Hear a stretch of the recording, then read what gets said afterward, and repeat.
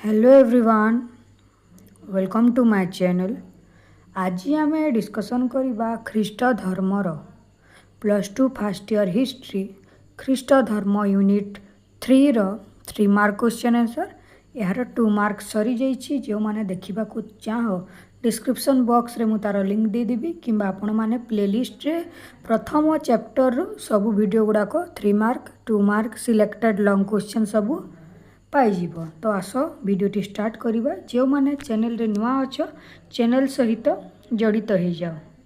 प्रथम क्वेश्चन है जीशुंको बाल्यकाल संपर्क रे सूचना दियो। तो देखिबा महापुरुष जीशु ख्रीष्टपूर्व 4 डिसेम्बर 25 तारिख दिन जुदा राज्यर जेरुजेलम सहर निकटस्थ बेथलहेम नामक ग्राम रे एक यहूदी परिवार रे जन्मग्रहण करथिले। सेतेबेले रोमर सम्राट किए थिले? Augustus scissor. जीशुंको पिता थिले जोसेफ किए थिले एवं ताको माता थिले मेरी। नाजारेत रु जाउथिला बेले बेथलहेम रो एक पशुशाला रे कोन जीशु जन्मग्रहण करिथिले। पशुशाला रे केउठारे मन रख। तेणु डिसेम्बर 25 को जीशुंको जन्मदिन बा ख्रीष्टमास रूपे पालन करा जाइताय। तो देखिबा डिसेम्बर 25 रे आमे ख्रीष्ट धर्म जो जीशुंको जन्मदिन पालन करिथांती। तो किछि दिन पर डिसेम्बर 25 आसीजिबो। ई वर्ष शेष होइजिबो। आ मात्र 2 मास रहिला पिला माने। तो जीशुंको जन्म विषय रे अनेक अद्भुत उपाख्यान मान शुणिबाकू मिली थाए। से कौन भूपृष्ठ रे जेतेबेले जन्म होइतिले कौन होइतिला सेतेबेले मेघमुक्त आकाश रे एक उज्ज्वल बिजुली आलोक समग्र पैलेस्टाइन रो अधिवासी माननकू चमत्कृत करि देइथिला। तापरे देखिबा जीशुंकू जो क्रूसबिद्ध करा जाइथिला से संपर्क रे आमे देखिबा। तांकर पिक्चर सबे देखिथिबो। जीशुंकर जो क्रूसबिद्ध करा जाइथाय हाथ रे गोड़ रे पाद रे सबुठारे। तो से संपर्क रे देखिबा काहीकि। तो जो माने ख्रीष्ट धर्मर पिला माने जो माने देखुछ समस्ते जानिथिबो किंबा आउ धर्मर जो पिला माने अछ से माने देखो कोन हेइथिला जे। तो जो माने ख्रीष्ट धर्मर पिला माने अछ टिके कमेंट करिवो ए क्रूसबिद्ध संपर्क रे तमे माने कोन जानिछ स्टोरी टिके निजर कहि पारिबो कमेंट बॉक्स रे। तो देखिबा जीशुंको लोकप्रियता यहूदी मानक मध्य ईर्षार संचार करिथिला। यहूदी समाज को पथभ्रष्ट करुथिबार अभियोग करी कोन यहूदी माने जीशुंको अभियुक्त करिथिले। ख्रीष्टाब्द 30 रे जीशु पास ओवर भोजी रे जोग देइथिले। मने रख एई पास ओवर भोजी रे शिष्य मानक सह कोन रात्र भोजन करिथिले। एहा को कोन कहा जाय शेष भोजन बा लास्ट सुपर बोली कहा जाइथे। जुदा इस्कारियोट नामक जीशुंकर जड़े शिष्य तांको सहित विश्वासघातकता करी तांको यहूदी माननकू समर्पण करिथिला। के विश्वासघातकता करिथिला? तांकर जड़े शिष्य। एवं यहूदी माने तांको जेरुजेलम रो शासनकर्ता काहाकू समर्पण करिथिले? जेरुजेलम रो शासनकर्ता पोंटियस पिलेट को निकटकू नहीं जाइथिले। से जीशुंकू देशद्रोही बोली आख्या दे तांकू क्रूसबिद्ध करी प्राणदंड देबा पई आदेश देइथिले। नेक्स्ट क्वेश्चन गोटिए इंपोर्टेंट क्वेश्चन आसिला ख्रीष्ट धर्मर प्रचार संपर्क रे उल्लेख कर। जीशुंको मृत्यु पर ख्रीष्ट धर्मर पूर्णछेद प्राप्त होई नथिला। यह प्रबल बेगरे प्रसारित होइथिला।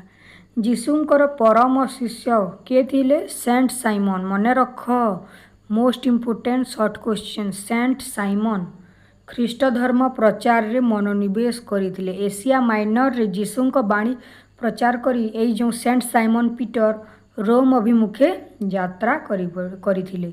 परवर्ती समय रे से फादर तमे जो ख्रीष्ट धर्मर पिला माने जो माने अछ समस्त जानिथिबो तांकर जो फादर थांती बा पिता रूपे परिगणित होइथिले। किए? Saint Simon Peter. ए किए टिके कमेंट करिवो तो जो माने जानिछ सेंट साइमन पीटर जे कि ख्रीष्ट धर्म को प्रचार करिथिले तांकू फादर बोली कहा जाउथिला। तो टिके कमेंट करो, निजर मत दियो, भल लागिबो, समस्ते देखिबे।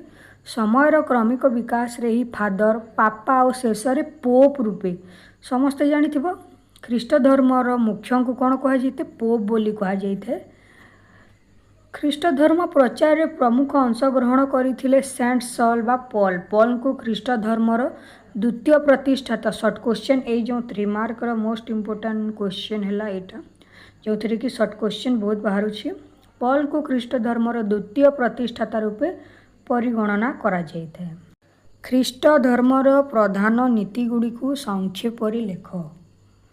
ख्रीष्ट धर्मर प्रधान नीति गुड़िक है एकेश्वरवाद। ख्रीष्ट धर्मर मुख्य नीति हेउछि केवल एक भगवान अछंती, से ही हेउछंती समस्त सृष्टिर स्रष्टा और पालक। जीशु ख्रीष्ट को भगवान को पुत्र भावे मानिबा एटा गोटे नीति अटे। ख्रीष्ट धर्मावलंबी माने विश्वास करती जे जीशु ख्रीष्ट मानव जातिर पाप मापिया पाई मृत्युवरण करथिले, पुनरुत्थान होइथिले। तापर गोटे नीति है ख्रीष्ट धर्मर प्रेम करिबा, प्रेम बा प्रेम बांटिबा एवं समस्तंकु क्षमा करिवार गुण रहिबा। जीशु शिखैथिले जे भगवान को भल पाइबा और निज लोकं को भल पाइबा ही सर्वोच्च धर्म। से क्षमा, काइंडनेस, फॉरगिवनेस, दयाभावर उपदेश देइथिले। तापर से सत्य, ट्रुथ एंड जस्टिस उपरे तांकर नीति रही। ख्रीष्ट धर्म सत्य कहिबा, न्याय करिबा और निज जीवन रे नीतिशील हेबाकू सिखाए। नेक्स्ट क्वेश्चन ई पुनरुत्थान। पुनरुत्थान देखिबा। जीशु को काल्भारी पहाड़ उपरे तांकू अन्य 2 जण अपराधींक सह कंटारे कंटारे क्रूसबिद्ध करागला हैला।